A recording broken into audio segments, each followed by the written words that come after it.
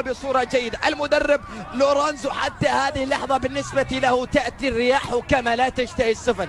حتى الآن لا ينجح في قيادة الهلال إلى المباراة النهائية، وهو يقول قبل المباراة لا أستطيع بأن أعد جماهير الموج الأزرق بالبطولة، فهذا أمر صعب علي للغاية، ولكن لا شيء يصعب أمام المدرسة الهلالية التي أنجبت أساطير والتي أنجبت أسماء، وهو النادي العريق الذي يبقى مفخرة للمملكة العربية السعودية وكذلك مفخرة لقارة آسيا، لأنه أكثر من توج بالبطولات القارية والمحلية، ويبقى هو فريق الملوك ويبقى هو الملكي الهلال اللي دائما ما يمتعنا في أي بطولة، سواء ببراعمة أو بناشئية أو بشبابه أو بفريقها الأول. وجماهير الموج الأزرق تنتظر الفرحة الكبيرة، فرحة الفوز بدور جميل التي يعني ستكون مباراة الهلال مع الأهلي في الجولة القادمة. إذا فاز الهلال سيكون هو البطل الرسمي، ولذلك نأمل بأن تكون الفرحة فرحتين